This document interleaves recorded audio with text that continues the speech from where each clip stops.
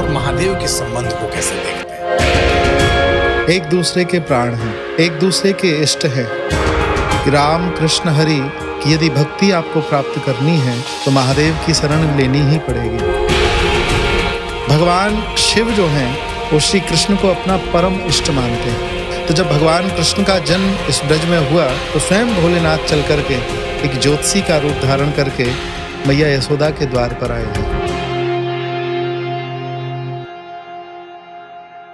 एक बात मैं बार बार सुनता हूँ कि जो बनारस का आदमी होता है वो अपने आप को बनारसी कहने में, और वहाँ जो गुरु और रजा जो शब्द चलते हैं उससे लोग सीधा महादेव को जोड़ के देखते हैं। वहाँ वैसे ही एक भाव में गुरुजी सुनता हूँ कि हम ब्रजनिष्ठ हैं। ब्रजनिष्ठ होने का क्या मतलब होता है? स्वयं ठाकुर जी ने इस बात को कहा है जी, ब्रज में जन्म मिलना ये बहुत बड़ी, ठाकुर जी की बिना कृपा के ब्रज में जन्म नहीं मिल सकता। और जिसका ब्रज में जन्म हुआ है तो कहीं ना कहीं उसमें जन्मजात ठाकुर जी के प्रति अपनत्व रहता है, और जहाँ अपनापन रहता है वहाँ गाली भी दे दी जाती है। बिना ब्रजवासी की कृपा के ठाकुर जी की प्राप्ति नहीं हो सकती। बहुत लोग ऐसे होते हैं जो बाहर के रहने वाले हैं पर यहाँ फ्लैट ले लिए, बंगला ले लिए, जमीन जायदाद ले ली और यहाँ के रहने लगे। ठीक है, वो ब्रजवास कर रहे हैं पर ब्रजवासी नहीं कहलाएंगे। ब्रजवासी वही कहलाएंगे जिनकी पीढ़ी दर पीढ़ी यहाँ रही है। महादेव और कृष्ण ने भी होली खेली है, क्योंकि ये ब्रज है और ब्रज की होली तो पूरी दुनिया में जानी जाती है। उससे जुड़ा कुछ बताइए। होली को प्रेम का त्योहार कहते हैं। कैसो ये देश निगोरा, जगत होरी ब्रज होरा, ऐसा रसिकों ने गाया है कि सब जग होरी या ब्रज होरा। होली हमेशा से मर्यादित त्योहार के तौर पे भी मनाया जाता रहा है। रंगों का त्योहार तो है, वो मर्यादा कहीं ना कहीं बहुत ज्यादा एक ऐसे स्तर पे पहुंच गई है जो जिसको कहेंगे बहुत न्यूनतम स्तर पे है कि होली जो है वो मर्यादा का त्योहार है। त्योहार की एक अपनी मर्यादा होती है और आज के समय में उस मर्यादा को भंग किया जाता है। कृष्ण क्या ऐसी होली सिखा के गए हैं? नमस्कार, प्रणाम। हम अचानक बातचीत में कई बार ये कह देते हैं कि अचानक आज उनसे टकरा गए, लेकिन हमें ये नहीं पता होता कि ये हमारा बड़ा अल्प ज्ञान है। हम अचानक किसी से नहीं टकराते। Everything has been planned very very carefully. और ये प्लान कहाँ बनता है? वहाँ।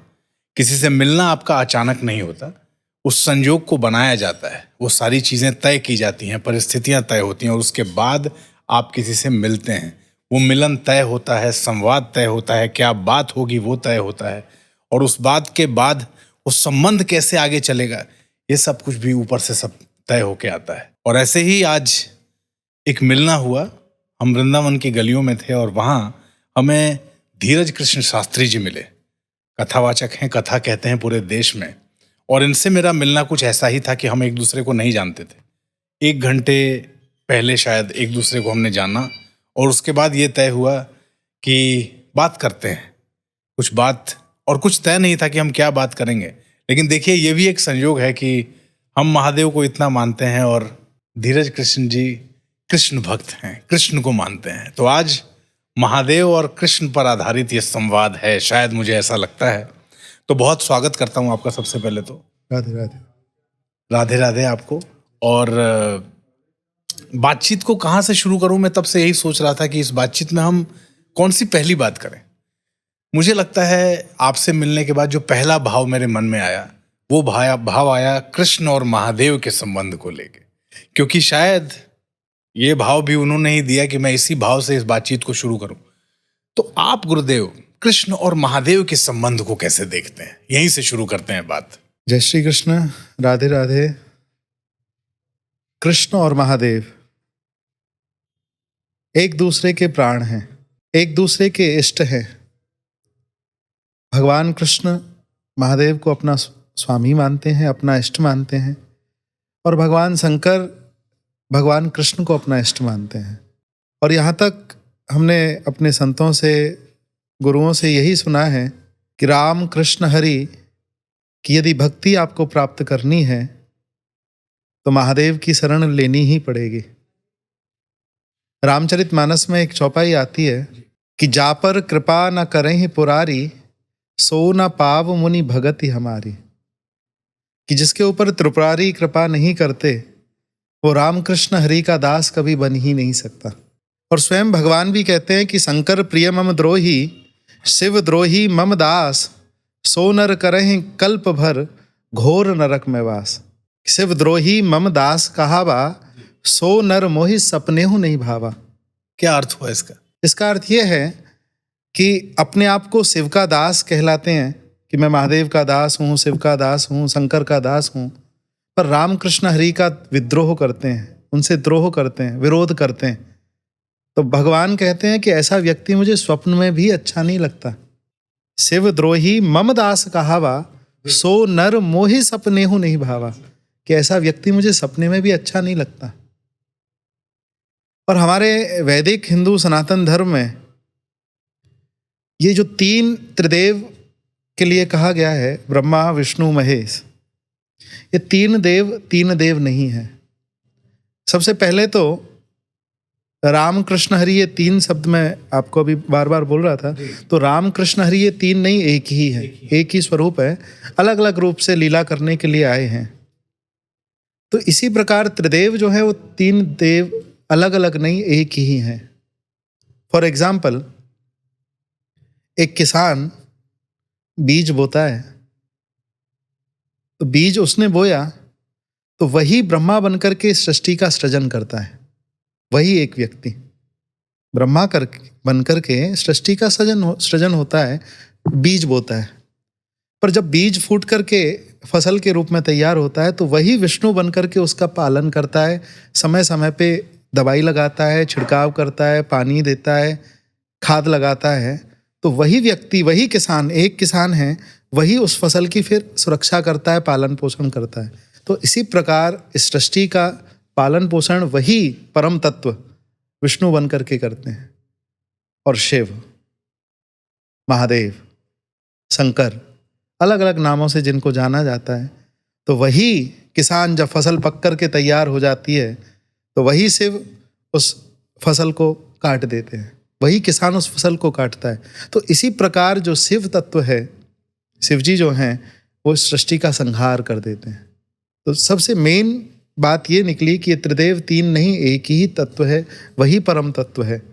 अलग अलग अन्य पुराणों में, अन्य शास्त्रों में इनको अलग अलग रूप से इनका वर्णन किया गया है। भगवान शिव जो हैं वो श्री कृष्ण को अपना परम इष्ट मानते हैं, और पुराणों में भी वर्णन आता है कि भगवान शिव से बड़ा कृष्ण भक्त कोई नहीं है। भगवान शिव सबसे बड़े कृष्ण भक्त हैं। कैसे कि जब जब भगवान अवतार लेकर के आते हैं, लीला करते हैं, तो स्वयं भगवान शंकर चल कर के आते हैं, और हम अभी ब्रज में बैठे हैं, ब्रज की चर्चा, यहाँ राम अपने कृष्ण और महादेव की चर्चा कर रहे हैं। तो जब भगवान कृष्ण का जन्म इस ब्रज में हुआ तो स्वयं भोलेनाथ चल करके एक ज्योतिषी का रूप धारण करके मैया यशोदा के द्वार पर आए हैं।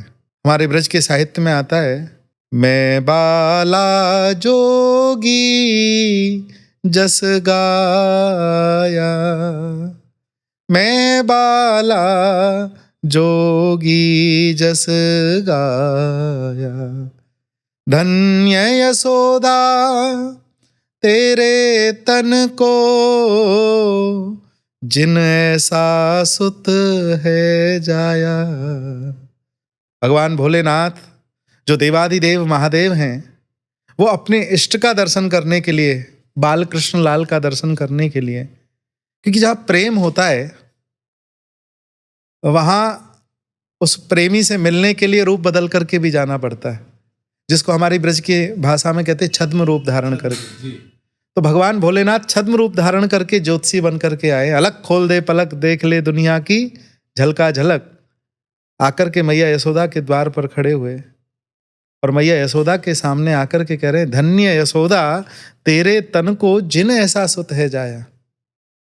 ये खुद महादेव कह रहे हैं, खुद महादेव कह रहे हैं कि धन्य यशोदा तेरे तन को जिन ऐसा सुत है जाया, मैं बाला जोगी जस गाया। मैया ने आके देखा कोई साधु ब्राह्मण ज्योतिषी आया है, तो आकर के प्रणाम तो करूं चरणों में।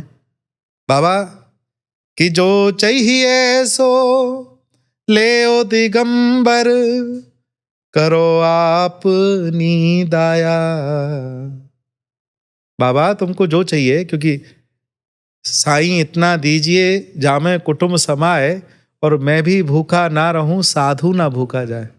घर के द्वार पर यदि कोई साधु आए तो उसको कुछ ना कुछ जरूर देना चाहिए। तो जैसे ही मैया यशोदा ने देखा कि कोई साधु आया है तो पूछा, बाबा जो चाहिए सो लेओ दिगंबर, करो आपनी दाया, और देओ आशीष मेरे या सुत को अविचल बाढ़े काया। बाबा ऐसी कृपा करो कि मेरे घर में एक छोटो सा लाला भयो है, आप आशीर्वाद दे के जाओ, दिन दूनी रात चौगनी बढ़ोतरी करे। तो भोलेनाथ बोले कि मैया मैं कुछ धन दौलत पैसा लेने नहीं आया, मैं तो तुम्हारे लाला के दर्शन करने के लिए ही आया हूं। कि ना चाहिए तेरो पाट पटंबर, मैं न ले हूं कंचन माया, अपने लाल को दरस कराए दे, मैं काशी को तज आया। अच्छा, काशी को तज आया। अच्छा, माँ मुझे और कुछ नहीं चाहिए, बस एक बार अपने लाला के दर्शन करा दे, यही मेरे गुरु ने बताया। मैया बोली, बाबा तेने अपना रूप देखो है, कैसा रूप है तेरा भयानक, या तेरे यार रूप को देख करके मुंह बुढ़िया को डर लग रहे हो।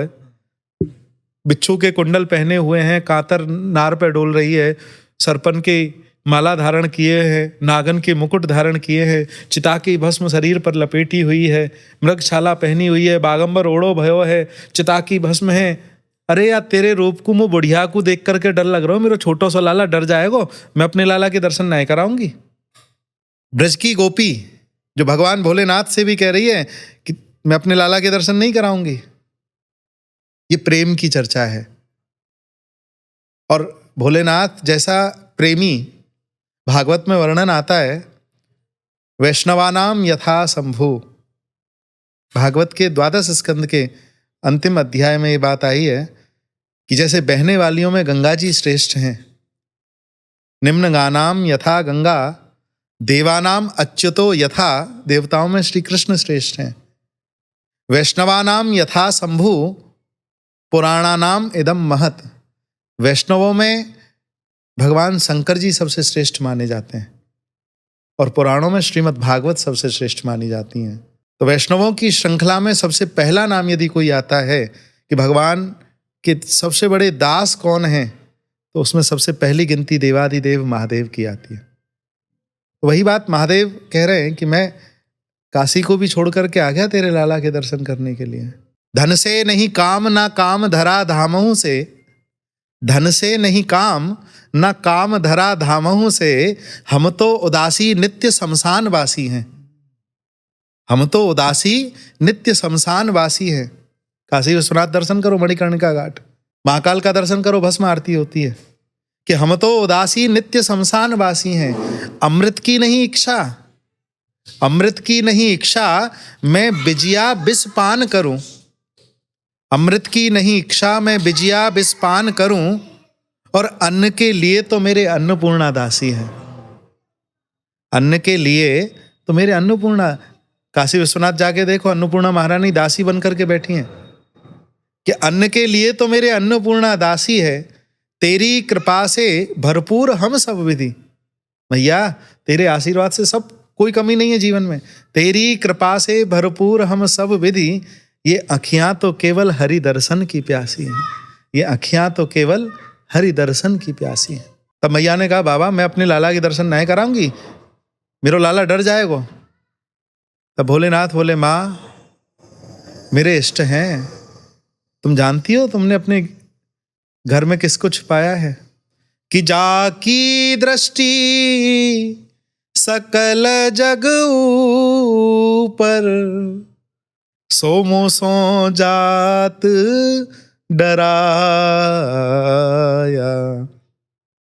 तीन लोक को स्वामी तैने अपने भवन छिपाया।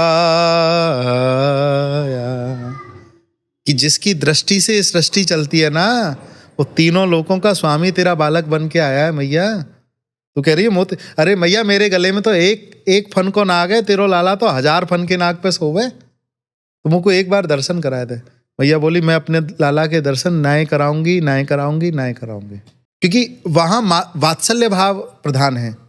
मैया जानती नहीं है कि भोलेनाथ हैं, पर भोलेनाथ जानते हैं कि ये मैं लाला के दर्शन करने आया हूँ, अपने प्रियतम के, अपने ठाकुर जी के दर्शन करके ही जाऊंगा। तो इस जब मैया यशोदा और शंकर जी का संवाद होता है, त्रियाहट मैया भोलेनाथ बोले, मैया तू जाने ना है, मैं जोगी हूँ, जोगी हट से तेरे दरवाजे पे मैं समाधि लगा करके बैठ जाऊंगा।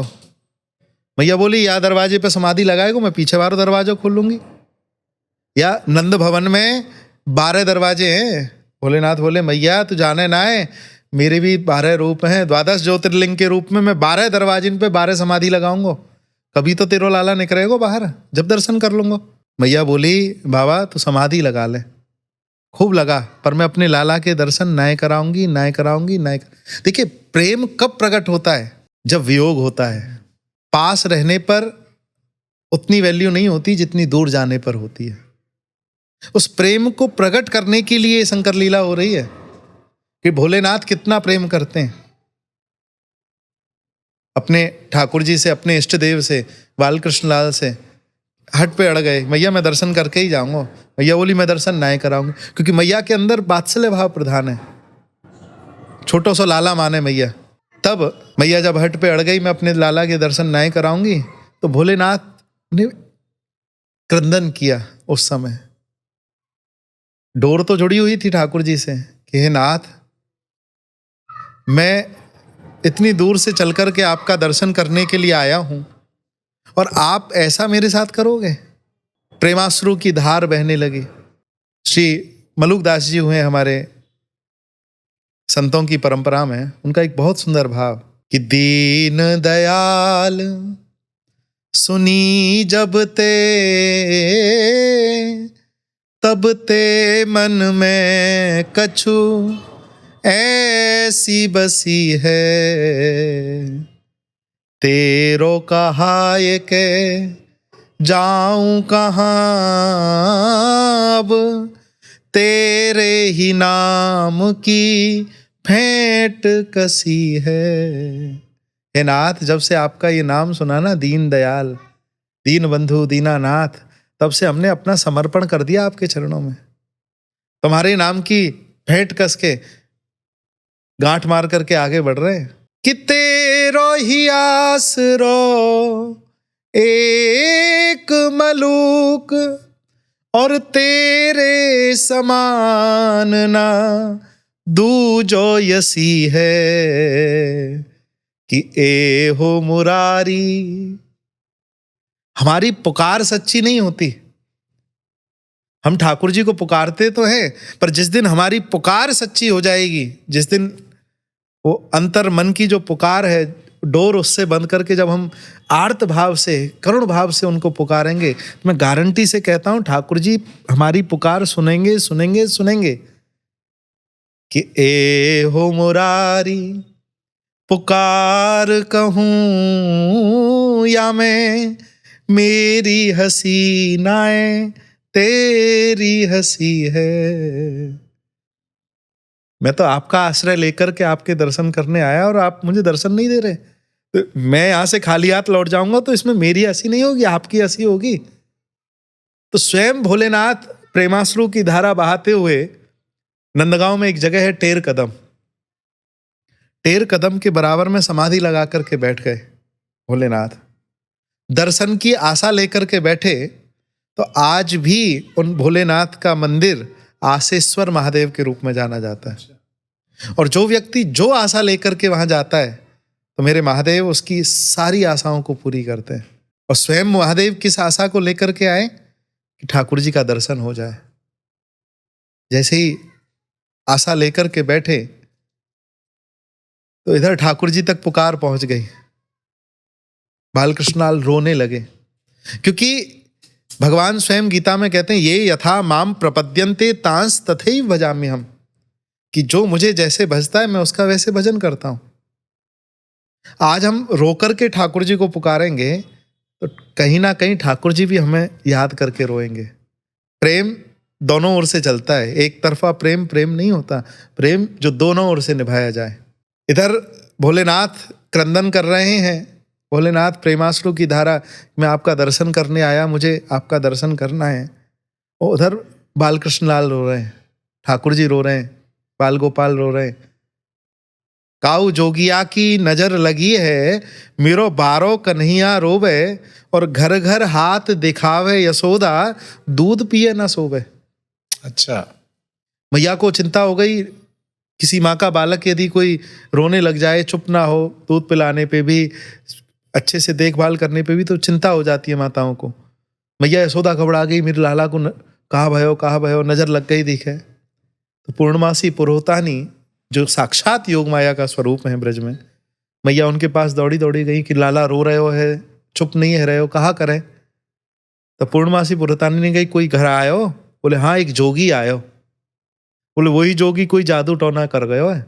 अब वही जोगी जब तुम्हारे घर आएगो, आके तुम्हारे लाला की नजर उतारेगो, तब तुम्हारे लाला चुप होएगो। तो मैया यशोदा ने तुरंत अपनी एक दासी को भेजो कि वो जोगी ढूंढ के लाओ।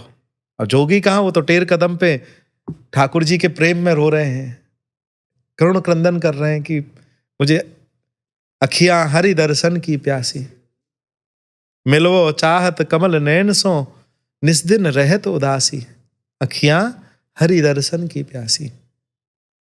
जैसे ही दासी दौड़ी दौड़ी पहुंची कि चल रे जोगी नंद भवन में, तो यशोदा मात बुलावे, और वाके लाल को नजर लगी है, तो पे राई नौन करावे।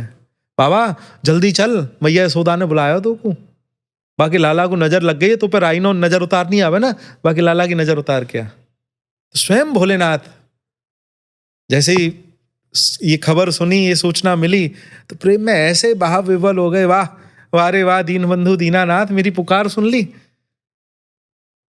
शंकर जी लचकत लचकत शंकर आए, मन में मोद बढ़ाए। शंकर जी दौड़े दौड़े नंद भवन की ओर आए, और नंद भवन में आकर के जैसे ही ठाकुर जी की नजर उतारी, ठाकुर जी का चरण अपने मस्तक पे धारण किया, क्योंकि चरणामृत को गंगा जी को अपने मस्तक पे धारण करते हैं, शीस गंग अर्धंग।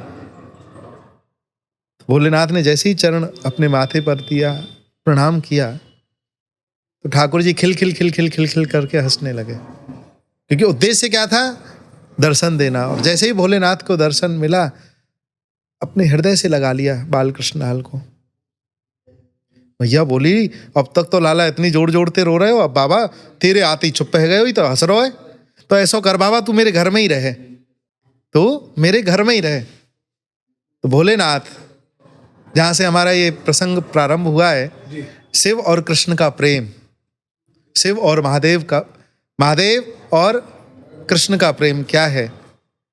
तो महादेव ने कहा मैया मैं तेरे घर में तो जरूर रहूंगा, पर मेरी 2 शर्त हैं। तेरे लाला के नाहवे की जो नाली है, वहां में मेरो मंदिर बनवा। तेरे लाला के नाहवे की जो नाली को जो पानी आवे ना, जा नाली में है के, वह नाली में तो मेरो मंदिर बनवा। और दूसरी शर्त मेरी ये है कि तेरो लाला जा में भोजन करे ना, जा थाली में, वह झूठी थाली को भोग मेरो लगेगा। और आज तक ये परंपरा तभी से चली आ रही है। आप नंदगांव में नंद भवन में जाइए, तो ठाकुर जी के नहाने की जो नाली है, वहां आज भी भोलेनाथ का मंदिर है, जिसका नाम है नंदीश्वर महादेव। अच्छा, आज भी है? आज भी नंदीश्वर महादेव के रूप में भोलेनाथ वहां विराजमान है। और आज भी ये परंपरा नंद भवन में चली आ रही है कि ठाकुर जी का जब भोग लगता है, राजभोग आरती होती है, तो ठाकुर जी जिस झूठी थाली में खाते हैं, उस झूठन का भोग भोलेनाथ का लगता है। इससे बड़ी प्रेम की पहचान, इससे बड़ा प्रेम का परिचय और दूसरा नहीं हो सकता। आज तक ठाकुर जी नंदीश्वर महादेव के रूप में भोलेनाथ विराजमान है। और केवल वही महादेव नहीं है, ठाकुर जी इतना प्रेम करते हैं, भोलेनाथ महादेव हमारे ठाकुर जी को, कृष्ण को, कि जहाँ जहाँ मेरे ठाकुर जी ने लीला करी, भगवान कृष्ण ने जहाँ जहाँ ब्रज में लीला करी है, वहाँ वहाँ भोलेनाथ स्वयं प्रकट हो गए। तो ये जो संतों के माध्यम से, साथ अपने बड़ों गुरुजनों के माध्यम से जो कथाएं हम सुनते हैं, इससे बड़ा प्रमाण शिव और कृष्ण के प्रेम का कोई नहीं हो सकता। गुरुदेव, इस चर्चा में बहुत सारी बातें, जो आपके जो सारी बातें आप बता रहे हैं जी, उससे बहुत सारे प्रश्न मुझे खुद से अनायास आ रहे हैं। उसमें एक प्रश्न जी। पता नहीं ये प्रसंग मैंने अभी तक नहीं पढ़ा है, बट ये प्रसंग है या नहीं है। अब होली है और होली को लेके लोग कहते हैं कि महादेव और कृष्ण की भी एक होली का मिलन है। महादेव और कृष्ण ने भी होली खेली है, क्योंकि ये ब्रज है और ब्रज की होली तो पूरी दुनिया में जानी जाती है। उससे जुड़ा कुछ बताइए। हमारे ब्रज में सबसे बड़ा उत्सव जो है वो होली उत्सव माना जाता है। कोई उत्सव 2 दिन चलता है, कोई उत्सव 5 दिन, कोई ज़्यादा से ज़्यादा 15 दिन। नंदोत्सव की बधाई 10 दिन तक चलती हैं। झूलन उत्सव 13 दिन या 15 दिन चलता है। नंद भवन में 40 दिन का 1 महीने का उत्सव चलता है, गुरु पूर्णिमा से श्रावण पूर्णिमा तक। केवल और केवल होली ही एक ऐसा ब्रज का त्योहार है कि जो 40 दिन चलता है। 40 दिन। बसंत पंचमी से लेकर के रंग पंचमी तक हमारे ब्रज में होली का उत्सव चलता है। और सबसे बड़ी बात, होली को प्रेम का त्योहार कहते हैं। कैसो ये देश निगोरा, जगत होरी ब्रज होरा, ऐसा रसिकों ने गाया है कि सब जग होरी या ब्रज होरा। और सबसे बड़ा जो संतों से भाव हमने बचपन से सुनते आए हैं, होली का उत्सव जो है ये प्रेम का उत्सव है। यहाँ ठाकुर जी घर घर जाकर के गोपियों से होली खेलते हैं। सबसे पहली बात, होली में जब रंग लगाया जाता है तो रंग लगाने में स्पर्श होता है। तो जिन गोपियों को ठाकुर जी का दर्शन होता था और वो गोपियां मन में विचार करती थीं कि कैसे भी कैसे हमें श्याम सुंदर का स्पर्श प्राप्त हो जाए, तो ठाकुर जी उन गोपियों की भावना को पूरा करने के लिए घर घर जाकर के होली खेलते थे। उन गोपियों का अपनी प्रेम का स्पर्श प्रदान करते थे। ये होली का त्योहार है। बसंत पंचमी से लेकर के रंग पंचमी तक 40 दिन ये त्योहार चलता है। और अभी बसंत का समय चल रहा है। 2 चीजें हैं जीवन में, एक संत और एक वसंत। मिलते जुलते शब्द हैं, संत और बसंत। बसंत के आने से प्रकृति बदल जाती है। पतझड़ का मौसम खत्म होने के बाद नए नए फूल खिलने लगते हैं। बसंत से नवल बसंत नवल वृंदावन, नवलही फूले फूलरी, हमारे ब्रज के पदों में वर्णन आता है कि वृंदावन में भी नवल बसंत आती है, नित्य नूतन फूल खिलते हैं। तो बसंत के आने से प्रकृति बदलती है और संत के आने से इस जीवन की प्रकृति बदल जाती है, जीव का स्वभाव बदल जाता है। दोनों ही जरूरी है, संत भी जरूरी है जीवन में और बसंत भी जरूरी है। एक बात मैं बार बार सुनता हूँ कि जो बनारस का आदमी होता है वो अपने आप को बनारसी कहने में, और वहाँ जो गुरु और रजा जो शब्द चलते हैं उससे लोग सीधा महादेव को जोड़ के देखते हैं। वहाँ महादेव से मित्रवत संबंध लोगों का स्थापित है। वहाँ के लिए महादेव उनके भगवान नहीं है, वहाँ के लिए भगवान वो महादेव उनके मित्र हैं, दोस्त हैं, पुत्र हैं। वैसे ही एक जब बनारस की बात आती है तो लोग बड़े उस वाले भाव से कि हम बनारस से हैं। वैसे ही एक भाव में गुरुजी सुनता हूँ कि हम ब्रजनिष्ठ हैं। ब्रजनिष्ठ होने का क्या मतलब होता है? जैसे आपने कहा बनारस के लोग अपने आप को बनारसी कहने में गर्व महसूस करते हैं, इसी प्रकार हमारे ब्रज के जो लोग हैं अपने आप को ब्रजवासी कहने में बहुत गर्व करते हैं अपनेपन से, क्योंकि स्वयं ठाकुर जी ने इस बात को कहा है जी कि ब्रजवासी वल्लभ सदा मेरे जीवन प्राण, इनको ना ही विसारियो मोय नंद बाबा की आन। कि जो ब्रज के वासी हैं उनको मैं कभी भूल नहीं सकता। मैं अपने बाबा, अपने पिता नंद की सौगंध खा के कहता हूँ कि मैं उनको कभी भूलूंगा नहीं, उनसे कभी दूर नहीं रह सकता। तो ब्रजवासी जो है उसमें एक अपनत्व है ठाकुर जी के प्रति, और ये अपनत्व पूर्व जन्म के संस्कार से आता है। अब ब्रज में जन्म मिलना ये बहुत बड़ी, ठाकुर जी की बिना कृपा के ब्रज में जन्म नहीं मिल सकता। और जिसका ब्रज में जन्म हुआ है तो कहीं ना कहीं उसमें जन्मजात ठाकुर जी के प्रति अपनत्व रहता है। और जहाँ अपनापन रहता है वहाँ गाली भी दे दी जाती है।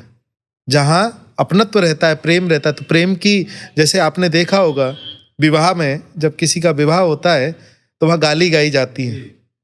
और मिथिला के क्षेत्र में देखा जाए तो ठाकुर जी, राम जी भी मिथिलानियों की गालियों को बड़े मधुर भाव से सुनते थे। तो ऐसे ही हमारे ब्रज में ठाकुर जी को भी जब कोई ब्रजवासी ब्रज गोपी के भाव से मीठी मीठी गाली देते हैं तो ठाकुर जी को उन गालियों में स्वाद आता है। गारी कहते हैं हमारी तरफ उसको। हमारे जी, यहाँ गारी कहते हैं गारी उसको, हमारे कहते भी हैं, गारी कहते हैं। जी। वो गारियाँ जो होती हैं प्रेम में भरी हुई रहती हैं। तो कहने का तात्पर्य, ब्रजवासी जो हैं, ब्रजनिष्ठ शब्द आया। ब्रजनिष्ठ वो हैं कि जो ब्रज के प्रति जिनकी निष्ठा है, जिनका विश्वास है, जो ब्रजवासियों में भी भगवान का दर्शन करते हैं। ब्रजवासी बालकों में कृष्ण का और ब्रजवासी बालिकाओं में राधा का दर्शन करते हैं। ऐसे ब्रजनिष्ठ आज भी हैं, क्योंकि बिना ब्रजवासी की कृपा के ठाकुर जी की प्राप्ति नहीं हो सकती। भाई किसी बड़े व्यक्ति से हमें मिलना है तो उसके घर में रहने वाले किसी व्यक्ति से पहचान होनी चाहिए। तो यही ब्रजवासियों का भाव रहता है।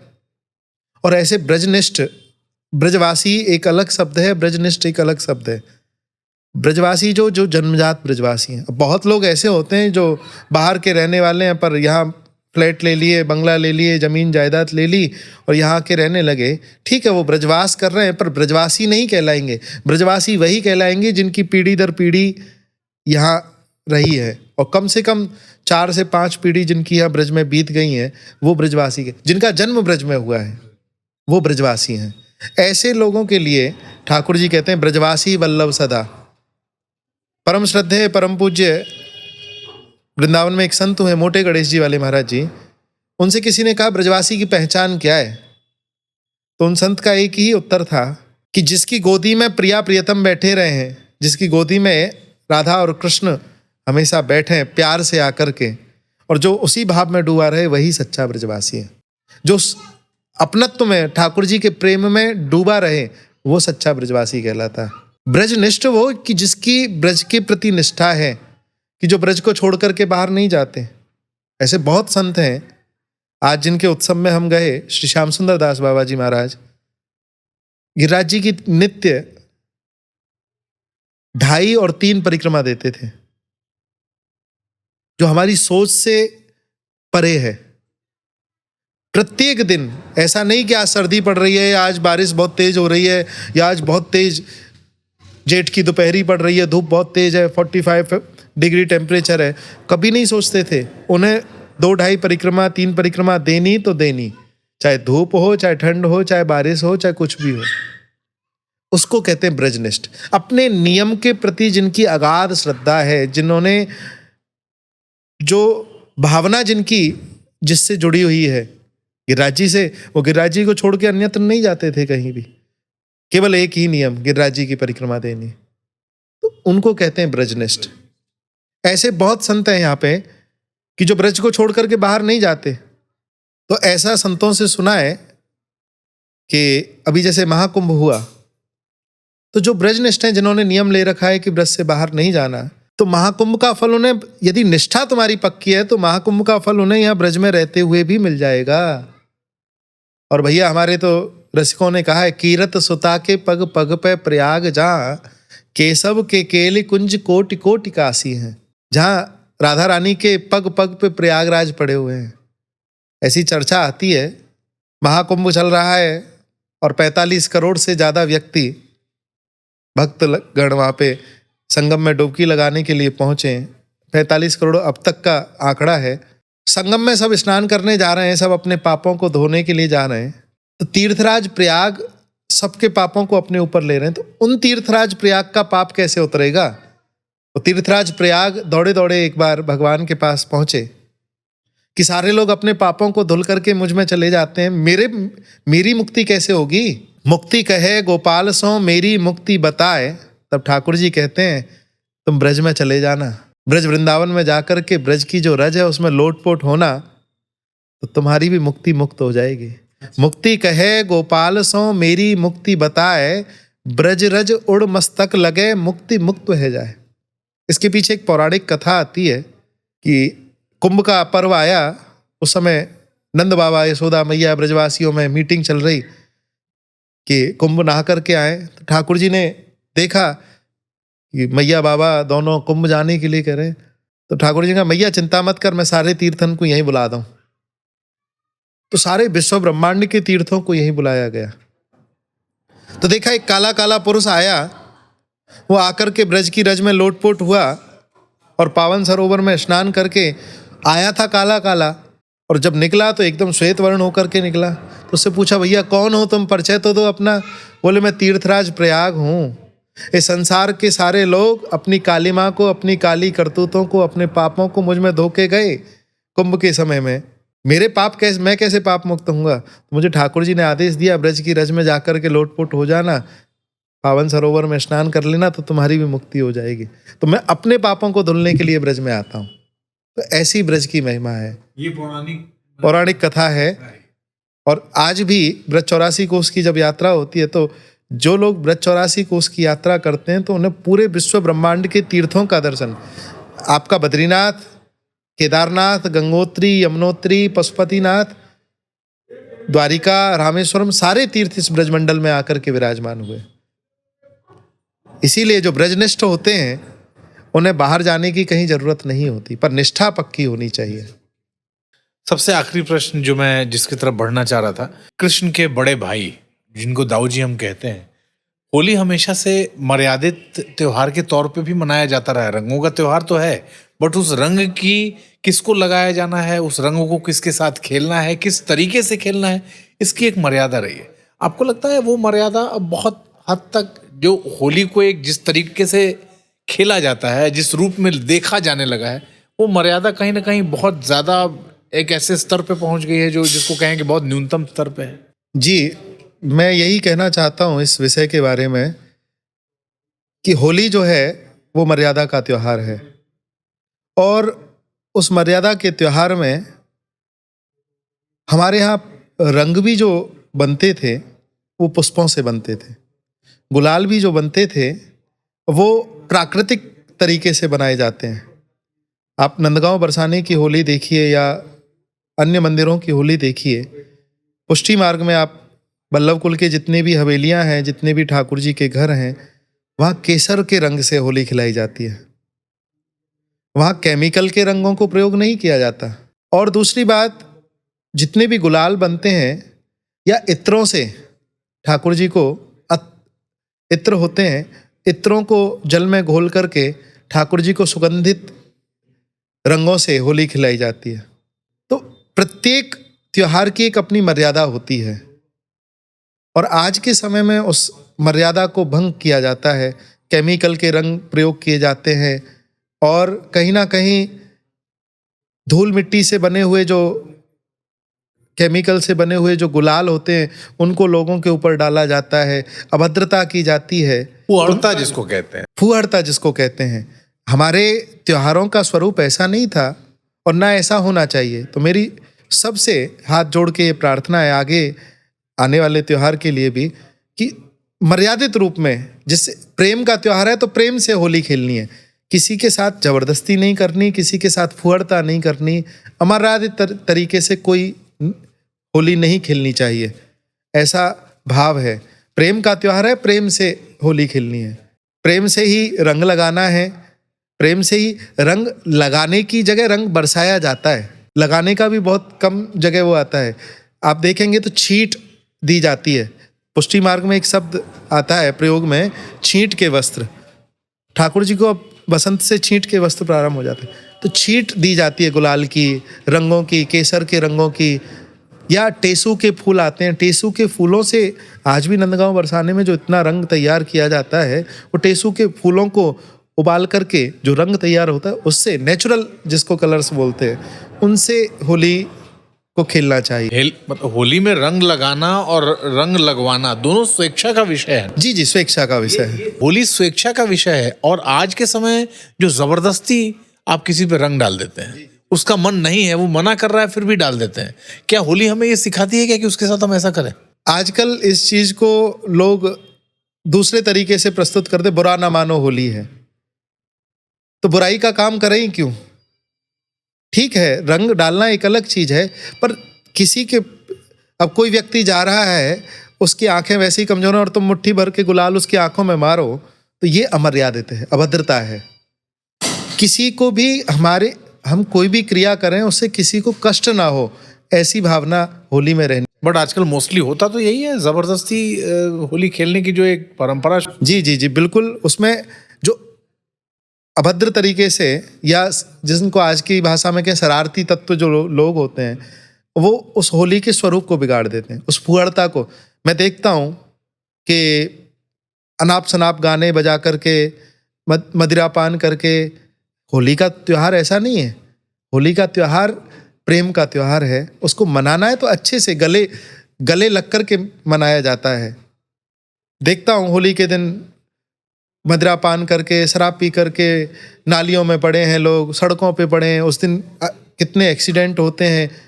क्यों? उसका कारण क्या है? यही कारण है कि अपने त्योहार की मर्यादाओं को हम भूल चुके हैं। कृष्ण क्या ऐसी होली सिखा के गए हमें? कभी आज तक ठाकुर जी की आप कितने भी ब्रज की जितनी भी परंपराएं हैं, ब्रज के जितने मंदिर हैं, देवालय हैं, या कहाँ तक कहें हुरंगा भी होता है, तो वहाँ भी अमर्यादा से नहीं खेली जाती होली। पूरी मर्यादा में होली खेली जाती है और मर्यादा का निभाना चाहिए। लोग दूसरों को बोल करके कि भाई भगवान ने भी तो होली खेली, ठाकुर जी ने कभी ऐसी होली नहीं। क्योंकि गुरुदेव आप हुरंगा की जो बात कर रहे हैं, लोगों ने उसको हुड़दंगई से जोड़ दिया है। अब वो हुरंगा का अपभ्रंश जो है वो हुड़दंगई है, हुड़दंग करना है। और लोग जस्टिफाई करते हैं उसको कि हुड़दंग तो प्रभु ने भी किया था उस समय खेलने में, उन्होंने इस तरह से अपने रूप में। देखिए, अब ये बात आपने कही है तो इससे एक चीज दिमाग में आई। हमारे संत एक बात कहते हैं कि भगवान ने जो किया वो हम नहीं कर सकते। हमारे संतों ने एक बात कही, राम और कृष्ण ये दो अवतार श्रेष्ठ माने जाते हैं। राम ने जो किया वो करो और कृष्ण ने जो कहा वो करो। जो लोग इन बातों को कहते हैं कि कृष्ण ने जो किया वो हम करेंगे, अरे भगवान कृष्ण ने 16,108 विवाह किए, हम भी 2-4 कर लें तो कोई बड़ी बात थोड़ी है। तो जो लोग इन बातों को करते हैं उन लोगों से ये कहना चाहिए कि भगवान कृष्ण जब 6 दिन के थे तो उन्होंने पूतना के स्तनों पर लगा हुआ विष पान किया। तुम 1 तोला पी के देख लो। जो लोग भगवान से अपना कंपेयर करते हैं, आए दिन फुहड़ता के गाने आते रहते हैं, वो करें तो लीला, हम करें तो कैरेक्टर ढीला। जो लोग इन बातों को करते हैं, जो लोग इन बातों को कहते हैं कि भगवान कृष्ण ने ये किया, भगवान कृष्ण ने ये किया, भगवान कृष्ण ने गोपियों के चीर चुराए, गोपियों के साथ रास किया। रास किसको कहते हैं? रास कोई डांस नहीं है। रास कोई स्त्री और पुरुष का मिलन नहीं है। बहुत लोगों के दिमाग में ये भरा हुआ है कि रास तो भगवान कृष्ण ने पर स्त्रियों के साथ रास किया। रास कहते हैं आध्यात्मिक अनुभूति की जो सर्वोच्च अवस्था है, highest form of spiritual experience is called रास। रास कोई स्त्री पुरुष का मिलन नहीं। कृष्ण कौन है? कृष्ण है ईश्वर, गोपी है जीव। जीवात्मा का और परमात्मा का विशुद्ध मिलन है रास। रास कोई कामलीला नहीं है। काम विजय प्रख्यापनार्थम सेयम रास लीला। जो लोग इन बातों को कहते हैं कि हम भगवान कृष्ण ने ऐसे किया, तो भगवान कृष्ण के किए को नहीं कर सकते। बहुत बहुत धन्यवाद इस पूरी बातचीत के लिए गुरुजी। और आप लोगों से मैं यही निवेदन करना चाहूँगा कि हमारे इन सीरीज़, ये जो नीति पथ का हमारा स्पेशल सीरीज़ है, जिसमें हम अध्यात्म की, जिसमें सनातन की, जिसमें संतों की, जिसमें कृष्ण की, जिसमें महादेव की हम बात करते हैं, उनके उन सारे स्वरूपों को अपने जीवन में उतारने के प्रयास में रहिए। जो कहा गया है हमारे ग्रंथों में, पुराणों में, हमारे साहित्य में जो लिखा गया है, हमारे उपनिषदों में जो लिखा गया है, हमारे वेदों में जो लिखा गया है, वो सब कुछ अपने जीवन में उतारना, उसको अक्षरशः अपने जीवन में उतारना, ये शायद भगवान हमें वो संदेश देके गए हैं। अपनी सुविधा अनुसार उनके कुछ रूपों को अपने हिसाब से अपने जीवन में उतारना, ये नहीं सिखाया गया है हमें, और इसकी शिक्षा हमें कभी नहीं दी गई। तो हमारे नीतिपथ के इस स्पिरिचुअल सीरीज को देखते रहिए। हमारे इस कंटेंट में जो भी चीज़ें आपको लगता है आप कुछ और जानना चाहते हैं, कुछ और बातें जानना चाहते हैं कृष्ण को लेके, महादेव को लेके, किसी हमारे तीर्थ स्थान को लेके, हमें कमेंट बॉक्स में अपना प्रश्न लिख के भेजिए। और अपने प्रश्नों के उत्तर के लिए, ऐसे उत्तर हम तैयार करें उन एपिसोड्स के लिए, आप नीतिपथ को आज और अभी सब्सक्राइब कर लीजिए। नमस्कार।